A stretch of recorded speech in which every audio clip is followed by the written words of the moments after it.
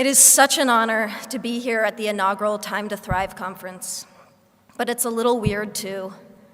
Here I am in this room because of an organization whose work that I deeply, deeply admire. And I'm surrounded by people who make it their life's work to make other people's lives better, profoundly better. Some of you teach young people. Some of you help young people heal and to find their voice. Some of you listen. Some of you take action. Some of you are young people yourselves, in which case it's even weirder for a person like me to be speaking to you. It's weird because here I am, an actress, representing, at least in some sense, an industry that places crushing standards on all of us. And not just young people, everyone. Standards of beauty, of a good life, of success. Standards that I hate to admit have affected me. You have ideas planted in your head, thoughts you never had before, that tell you how you have to act, how you have to dress, and who you have to be.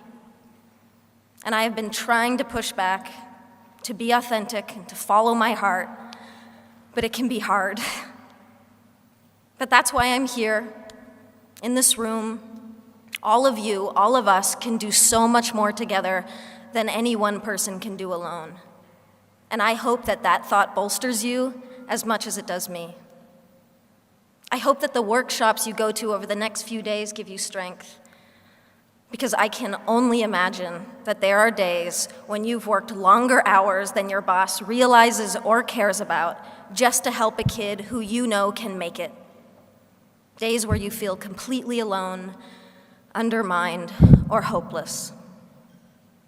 And I know that there are people in this room who go to school every day and get treated like shit for no reason. Or you go home and you feel like you can't tell your parents the whole truth about yourself. And beyond putting yourself in one box or another, you worry about the future, about college, or work, or even your physical safety. And trying to create that mental picture of your life, of what on earth is going to happen to you, can crush you a little bit every day.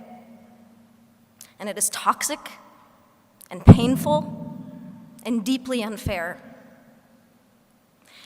And sometimes it's the little insignificant stuff that can tear you down.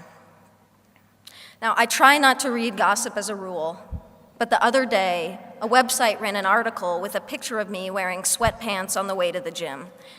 And the writer asked, "Why does this petite beauty insist upon dressing like a massive man?" Because I like to be comfortable.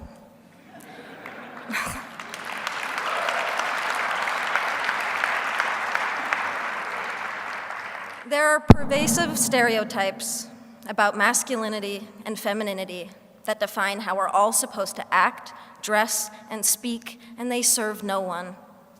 Anyone who defies these so-called norms becomes worthy of comment and scrutiny, and the LGBT community knows this all too well.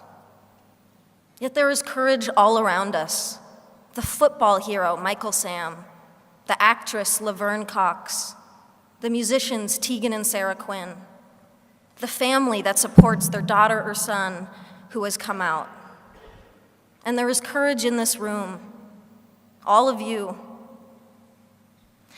And I'm inspired to be in this room because every single one of you is here for the same reason.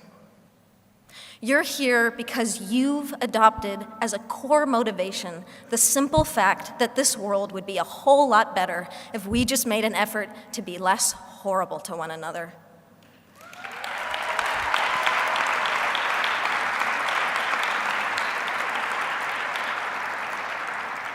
If we took just 5 minutes to recognize each other's beauty instead of attacking each other for our differences, that's not hard. It's really an easier and better way to live. And ultimately, it saves lives. Then again, it can be the hardest thing. Because loving other people starts with loving ourselves and accepting ourselves. And I know many of you have struggled with this. And I draw upon your strength and your support in ways that you will never know. And I am here today because I am gay. And because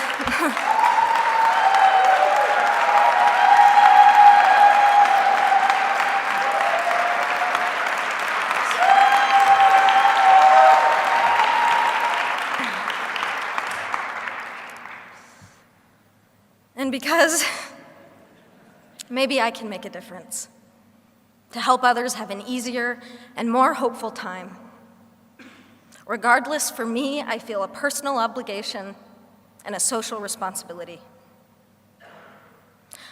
I also do it selfishly because I'm tired of hiding, and I'm tired of lying by omission.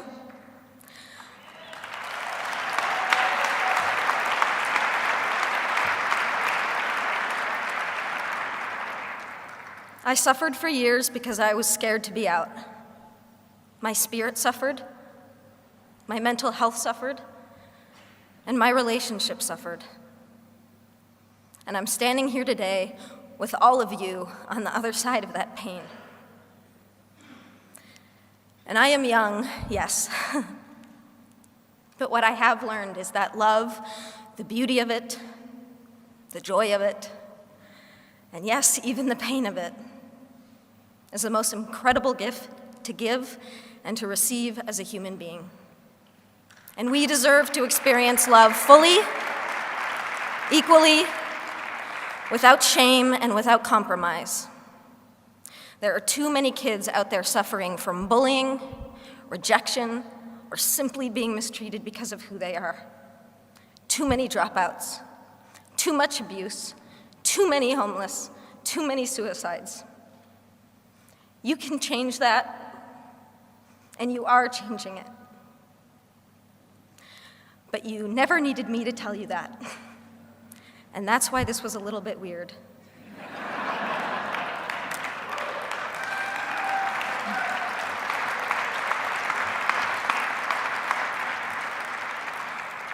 The only thing that I can really say is what I'm building up to, is what I have been building up to for the past 5 minutes. Thank you. Thank you for inspiring me. Thank you for giving me hope. And please keep changing the world for people like me. Happy Valentine's Day. I love you.